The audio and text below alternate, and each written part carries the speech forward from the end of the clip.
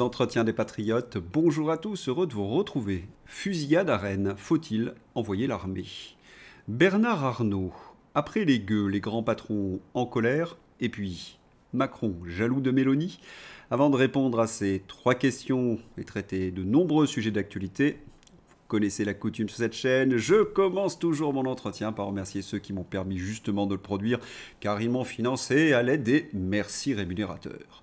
Et aujourd'hui sont à l'honneur des fidèles parmi les fidèles, Nono Broquet, Philippe Bohen, ma chère Yvette Poré, Rodogune, Petit Pas, Viviane Morel, Jess Torres et l'ami Corsaire. Merci à eux du fond du cœur.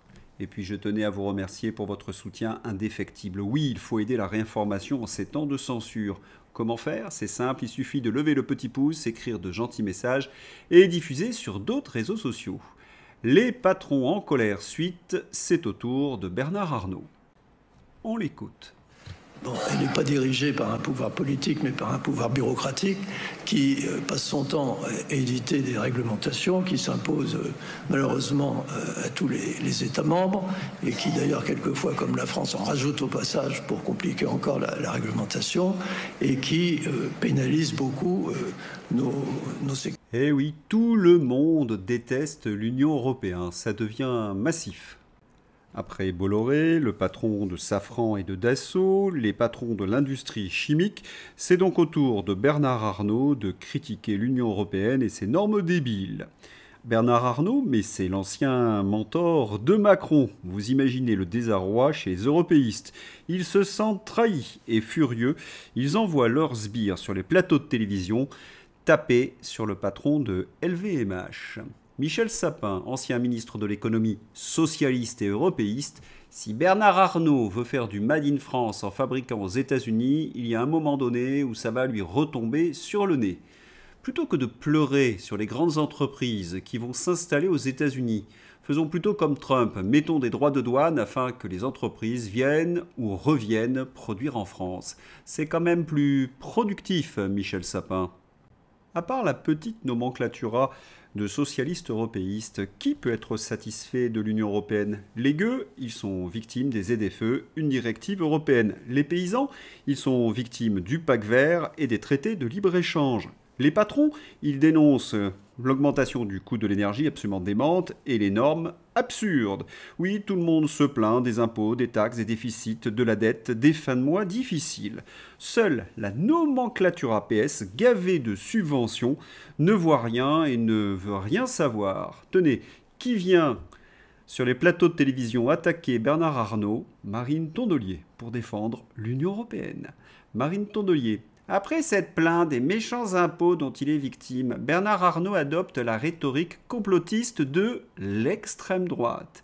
On se passera des leçons politiques d'un PDG tellement clairvoyant dans son allégeance à Trump qu'il a déjà perdu des milliards depuis l'arrivée du président américain.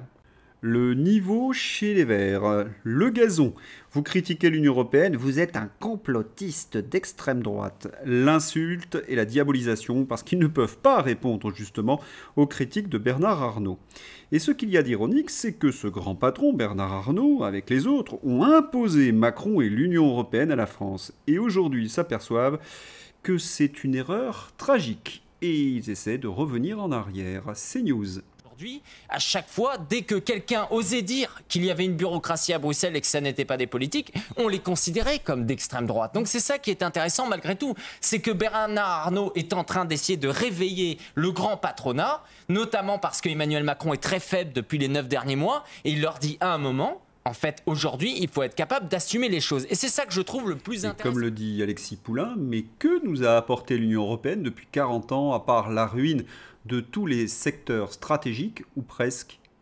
Vous l'avez compris, Marine Tondelier se comporte comme une petite boutiquière, c'est-à-dire elle défend son fonds de commerce, ses subventions et la nomenclatura européiste. Sans l'Union européenne, pas de Tondelier, pas de parasites. Sur LCI... ils sont un peu verts de rage comme Marine Tondelier. Propos de Bernard Arnault sur l'Union européenne. J'ai trouvé la formule de M. Arnault cliché, faible et très malvenue.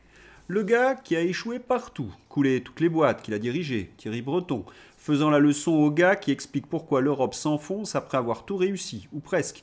Il n'a pu racheter Hermès et place un groupe français au firmament boursier. Baudruche, né avant la honte. Ah, ces journalistes de LCU. Ce sont ces journalistes donc qui défendent les traités de libre-échange, qui haïssent notre civilisation, mais nous expliquent sans rire que l'Europe défend notre souveraineté et notre culture. Faut oser quand même, hein. Et leur argumentation, l'Europe qui nous accable de normes, c'est quand même un peu cliché. Oui, ils osent tout. Alors que les gueux manifestent contre les normes européennes, les ZFE, que les Français découvrent les normes sur leur logement, ce qui fait que certains logements deviennent invendables, et que les paysans sont écrasés comme les petits patrons par justement ces normes européennes. On a envie de conclure, ces journalistes sont non pas des clichés, mais des caricatures. Et qui vient à la rescousse de l'Union européenne ? La CGT. Oui, la CGT, le syndicat d'ultra-gauche gavé de subventions données par Emmanuel Macron, voire mon dernier numéro. Droit de douane américain. Sophie Binet, CGT, annonce la mise en place d'une cellule de crise avec des réunions hebdomadaires à Bercy. Oui, elle collabore avec le pouvoir. En réaction des droits de douane de Trump, on va faire des réunions entre Bercy et la CGT. Au moins, on sort de l'ambiguïté. Le front européiste au grand jour, journaliste, socialiste, vert, CGT et macroniste et LR, bien évidemment. Et pendant que tous ces guignols ont le trouillomètre à zéro, Meloni négocie avec Donald Trump. Meloni aux États-Unis. La dirigeante italienne se rend à Washington pour parler des droits de douane avec Donald Trump. Elle ne peut pas négocier au nom de l'Europe, seul Pustula peut le faire, mais le président américain refuse de la recevoir. C'est un petit détail amusant. Tous les européistes déplorent ou braillent que seul Pustula est légitime pour négocier avec Donald Trump parce que le commerce, c'est le domaine réservé de Bruxelles. Mais la légitimité dans une démocratie, c'est être élu par le peuple. C'est ce qu'on appelle la souveraineté populaire. Et c'est dans notre constitution. Pustula n'a pas été élu ni par les Italiens ni par les Français. Donc Meloni est bien légitime pour négocier avec Donald Trump. Dans Euractiv, on affirme le tout et son contraire sur ce voyage de Meloni aux États-Unis. D'un côté, elle serait l'envoyée secrète de Pustula pour négocier avec Donald Trump, et de l'autre, Meloni ferait cavalier seul. Une certitude, après les 7,4 milliards d'euros perdus par la grosse commission, je vous renvoie à mon dernier entretien, la colère des grands patrons, le refus de Trump de négocier avec Pustula, l'Union européenne sort très affaiblie. Et Giorgia Meloni en rajoute une couche, elle a reçu J.D. Vance hier. Giorgia Meloni a fait jeudi une visite éclair à la Maison-Blanche où elle s'est entretenue avec Donald Trump des droits de douane qu'il veut imposer aux pays de l'Union européenne. Le président américain s'est dit à cette occasion sûr à 100% qu'un accord sur les droits de douane avec l'Union européenne serait conclu. Monsieur Vance, arrivé en Italie à l'aube avec son épouse Usha et leurs 3 enfants, doit également visiter vendredi après-midi le château Saint-Ange, selon des médias italiens.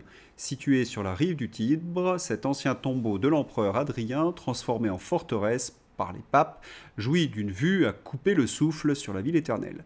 Fervent catholique, J.D. Vance doit ensuite assister à la messe du Vendredi Saint en la basilique Saint-Pierre et il participera dimanche aux célébrations pascales sur la place Saint-Pierre avant de partir pour l'Inde. Et oui, Meloni qui a d'excellents résultats économiques, qui est soutenue en plus par l'exécutif américain de manière très ostensible, est bien en position de force vis-à-vis de Pustula. À Bruxelles ou à Paris, cette entente cordiale italo-américaine est vécue comme un drame. Macron aurait piqué une crise. Manu a-t-il pris conscience qu'il est fichu ? Et puis, pour faire plier les Européens, Donald Trump a sorti l'artillerie lourde, les dossiers sur le Covid-19, les Lab Leaks. L'administration Trump a transformé le site web Covid gouvernemental en un gigantesque centre de données de fuite de laboratoire affichant la preuve scientifique que le Covid a été fabriqué par l'homme à Wuhan en Chine. Le site officiel désigne désormais le docteur Fauci comme le criminel qui a dissimulé les origines du Covid. Voyons dans le détail ce qu'on trouve à l'intérieur de ces Lab Leaks. Le virus possède une caractéristique biologique que l'on ne trouve pas dans la nature. Les données montrent que tous les cas de Covid-19 proviennent d'une seule introduction aux humains. Cela va à l'encontre des pandémies précédentes où il y avait plusieurs événements de débordement. Wuhan abrite le premier laboratoire de recherche sur le SRAS de Chine, qui a des antécédents de recherche sur le gain de fonction, altération de gènes et surcharge de l'organisme à des niveaux de biosécurité inadéquats. Les chercheurs de l'Institut de virologie de Wuhan étaient malades avec des symptômes de type Covid-19 à l'automne 2019, quelques mois avant que la Covid-19 ne soit découverte sur le marché humide. N'oublions pas un fait très important. En octobre 2019, les grands de ce monde, la CIA, le World Economic Forum, Bill Gates, ont organisé une simulation de pandémie, l'Events 201. Robert Kennedy Jr. explique que Bill Gates et la CIA ont organisé ensemble l'événement 201 en octobre 2019. À New York, Bill Gates organise une simulation de pandémie de coronavirus.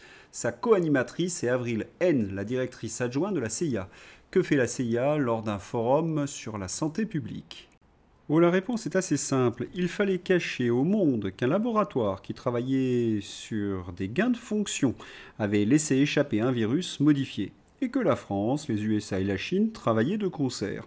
Un scandale qui aurait mis tous ces globalistes devant des tribunaux.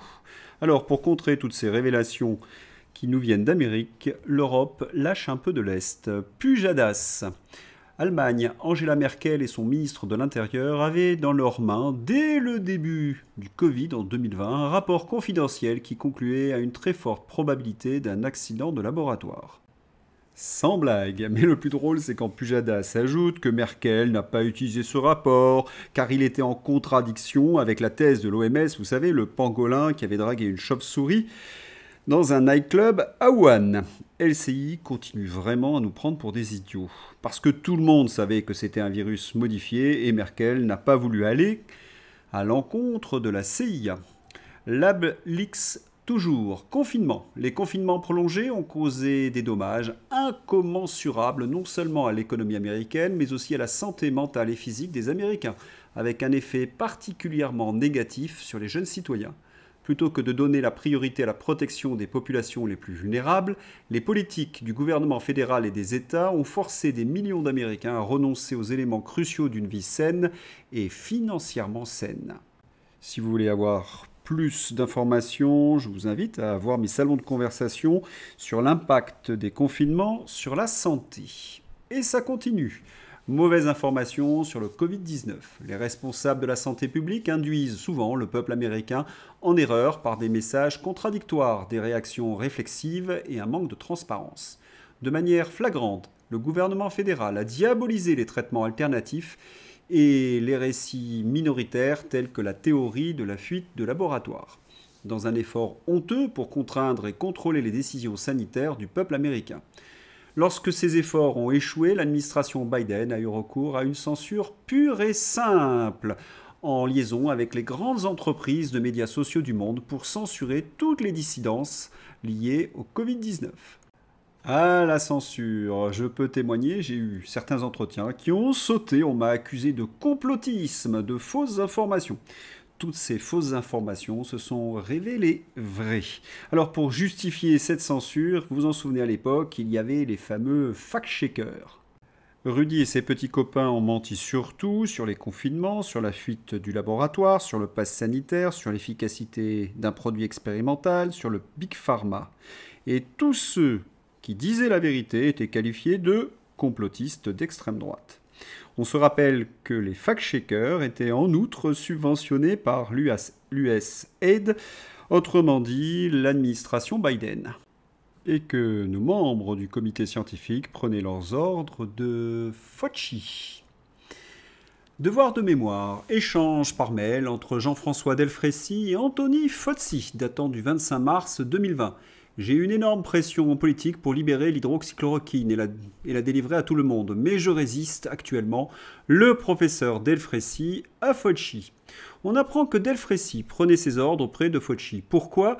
Pour ne pas donner de l'hydroxychloroquine. Il fallait ne pas donner raison à Trump, mais les Américains malades, les Français, les convictions politiques avant le serment d'Hippocrate. Ces gens sont-ils humain. Il faudra en effet que les Fauci, les Macron, les Delfrécy s'expliquent devant la justice. Vous imaginez que toutes ces révélations font trembler en Europe et particulièrement en France. Quelle va être la réaction, par exemple, du ministre de la Santé? La peur est un vieux réflexe. La censure. Alerte censure, nous avertit Florian Philippot. Ils veulent museler toutes les voix qui s'opposent à la politique sanitaire et vaccinale officielle. Gravissime. Le ministre de la Santé, Neuder, vient en effet d'annoncer la création d'un observatoire pour lutter contre la désinformation en matière sanitaire. Waouh, quelle imagination, ces macronistes! Ils forment un nouveau comité Théodule, qui coûte un pognon de dingue en période de déficit budgétaire, pour empêcher la vérité d'éclater. Est-ce qu'on peut faire mieux comme aveu de culpabilité? Oui, c'est une guerre contre la désinformation dans le secteur de la santé qui vient d'être déclarée par le énième ministre de la Santé éphémère. Tout se rempart pour défendre la vérité et la vraie science avec débats contradictoires. Les pangolinologues vont reprendre du service.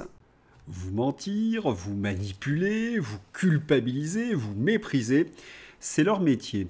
Corinne Réverbel, au nouveau ministre de la Santé. Monsieur le ministre sera donc fort à l'aise de nous présenter les preuves scientifiques irréfutables et non financées par l'industrie pharmaceutique indépendante, donc de l'efficacité des masques en population générale, de l'efficacité des confinements, de l'efficacité des produits expérimentés Covid pour réduire la mortalité et de leur innocuité ainsi que la balance bénéfice-risque, notamment chez les plus jeunes. J'ai hâte de lire cela.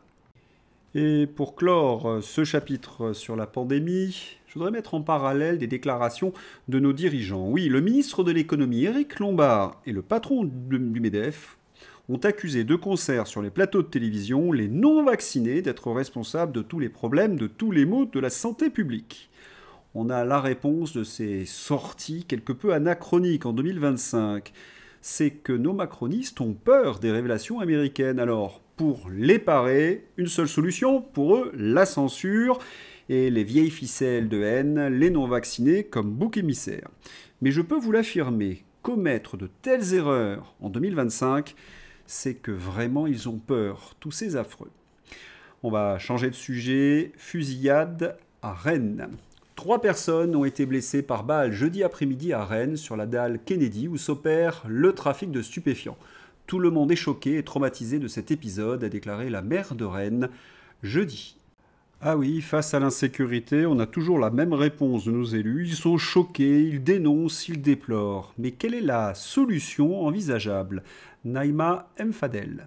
Je vais vous dire, moi, depuis longtemps je le dis, et Samia Ghali l'a dit avant moi, il faut envoyer l'armée aujourd'hui. Notre pays, nous ne pouvons plus attendre. Aujourd'hui, il faut envoyer l'armée pour enfin faire le travail qu'il faut faire. L'armée vous répondra. Ce n'est plus possible que nous soyons dans une situation d'insécurité et de non-protection des citoyens que nous sommes. C'est que si vous envoyez l'armée, c'est pour faire la guerre. Mais et donc, on nous dit qu'on la est en guerre, il y a des morts. Mais on nous dit et l'État n'est pas... La maire de Rennes est traumatisée, dit-elle. Mais l'est-elle au point de se demander s'il n'y aurait pas un lien de causalité, au moins partiel, entre sa politique et la montée de la criminalité, comme à Nantes, Grenoble, Bordeaux et autres villes gérées avec le même logiciel idéologique?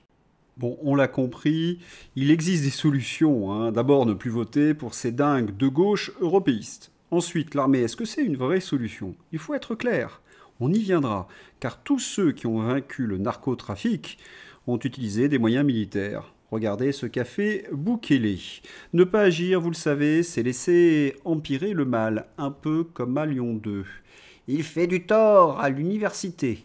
La présidente de Lyon 2 enfonce Fabrice Balanche, attaqué en plein cours pour avoir dénoncé l'islamo-gauchisme. 50 universitaires réclament la démission de la présidente. Quelle honte! Ahurissant! La présidente de Lyon 2 suscite l'indignation après sa charge contre le professeur Fabrice Balanche. Mais comment une présidente d'université peut-elle soutenir des racailles contre un professeur? Réponse de Xavier Laurent Salvador. De tous les campus, une forme de solidarité autour d'une forme d'idéologie qui fait corps, qui fait que l'université de plus en plus est vécue comme un parti. Et sans doute que par adhésion personnelle, la présidente de l'université porte elle-même ces idées-là. Donc il n'est sans doute pas question de voir là forcément la peur de la présidente elle-même, mais plutôt une forme de solidarité. Eh oui, quelle surprise! L'université Lyon 2 est gangrénée par des gauchistes. International, bulletin 234 de Xavier. Le lien est dans ma description, à visionner indispensable. Xavier s'interroge sur l'attitude de Donald Trump. Il pense que Trump veut se débarrasser du fardeau de l'Ukraine et laisser l'Europe se débrouiller toute seule. Et comme toujours, l'actualité donne raison à Xavier. Frédéric Aiguy. Tic-tac, nous avons des défis plus importants à relever. Washington perd patience sur l'Ukraine et le fait savoir à Macron. Nous allons déterminer très rapidement, et je parle de quelques jours, pas de quelques semaines, s'il s'agit ou non d'une guerre à laquelle on peut mettre fin, a lancé Marco Rubio. Une sortie remarquée dont le timing ne doit rien au hasard, puisqu'elle survient à l'issue de sa rencontre avec le président français, que l'Élysée avait pourtant jugé d'excellents échanges. Si le secrétaire d'État a poliment qualifié les discussions de constructives et utiles, il n'a toutefois pas fait preuve d'un grand optimisme sur la possibilité d'atteindre un accord de paix, se contentant de dire que la Maison-Blanche attendait toujours de voir si c'était faisable. Pas dupe pour un sou du jeu joué par Paris et Londres, dont l'unique objectif est de gagner du temps pour poursuivre la guerre déjà perdue par l'OTAN. Washington menace donc de laisser tout le monde en plan. Je pense que le président est probablement à un point où il va dire « Eh bien, c'est fini ». À moins qu'il ne souhaite la disparition totale de l'Ukraine, il est grand temps pour les Européens de discuter sérieusement des causes profondes du conflit. Et comme toujours, la presse aux ordres a caché l'échec des discussions. Réunion sur l'Ukraine. La France salue un excellent échange qui a permis de converger. Alors qu'il réunit à l'Élysée des représentants américains, britanniques, allemands et ukrainiens, Emmanuel Macron a évoqué une occasion importante d'avoir une convergence sur le conflit en Ukraine. Je pense que tout le monde veut la paix, a déclaré le président français. Remarquez l'absence d'analyse et de points de vue divergents comme celui, mais c'est un détail, de Marco Rubio, l'américain. Non, que la pensée d'une très grande médiocrité du minus de l'Élysée. Mais on pourrait avoir à peu près cela. Jean-Michel Renard. Les États-Unis mettent fin à leur soutien militaire à l'Ukraine. Traduction. L'Ukraine a saboté les négociations.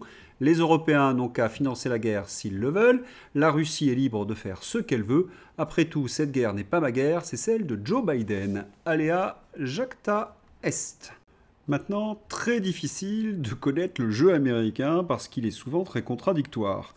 Il y a certains émissaires qui veulent tout lâcher, on a entendu Marco Rubio, mais il y a également ceux qui veulent continuer à négocier comme J.D. Vance. Sur la guerre Russie-Ukraine, Vance déclare « On est optimiste pour stopper cette guerre brutale ». Allez, avant la rubrique Fantasy, la rubrique des raisons d'espérer. Alain Juillet, ancien patron de la DGSE. La mondialisation heureuse, c'est un désastre. Ancien directeur du renseignement à la DGSE, Alain Juillet dresse pour Omerta un constat sévère des dérives de la mondialisation, entre fragilisation des États, dépendance stratégique et illusion économique.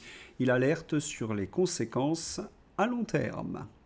Un motif d'espoir, vraiment, oui, parce qu'ils sont nombreux, ceux qui ont compris que l'Union européenne et la mondialisation étaient des échecs. C'est-à-dire qu'ils sont en train de chercher des solutions. Voyez par exemple ce que fait Donald Trump aux États-Unis. La France, le poids de l'État est à plus de 50% du PIB. Mon modèle, c'est plutôt Singapour, qui est à 20 ou 25%. L'État est aujourd'hui en France une nuisance colossale à l'épanouissement des Français. Et pour bien saisir la comparaison, il faut savoir que Singapour a le meilleur système éducatif du monde, que ses services de santé sont parmi les meilleurs au monde, que les salaires sont parmi les plus élevés au monde, et que l'insécurité, eh bien, cela n'existe pas à Singapour. C'est un peu comme la France avant Mitterrand et l'Union européenne. Voilà, des solutions, il y en a. Ce qui manque, je crois que c'est un petit peu de courage. Allez, c'est l'heure d'ouvrir la page Fantasy avec Macron. Emmanuel Macron invite les chercheurs du monde entier à choisir la France et l'Europe. Ici en France, la recherche est une priorité. L'innovation, une culture, la science, un horizon sans limite, a assuré le président français. Il ne manque pas d'air, le poudré. Il détruit notre système éducatif, clochardise nos chercheurs, laisse nos universités être gangrénées par les fanatiques. Et il vante en quelque sorte un système qui n'existe plus parce qu'il l'a détruit. Et puis, quels sont ces chercheurs dont il parle? Les 300 chercheurs américains souhaitant rejoindre l'université Aix-Marseille sont surtout des spécialistes du genre et des sciences sociales. Ils nous avaient vendu du rêve. Les génies de la Silicon Valley allaient rejoindre les universités françaises. Les cerveaux du siècle. Résultat, on va se retrouver avec la crème des bras cassés. C'est ce que je vous avais annoncé dans mon dernier numéro. On se ressemble avec Emmanuel Macron. Oui, cela se voit de plus en plus. Nathalie Loiseau, en mission, incarner la joie de vivre de l'Union européenne. Voilà, c'est tout pour aujourd'hui. Au revoir, à bientôt.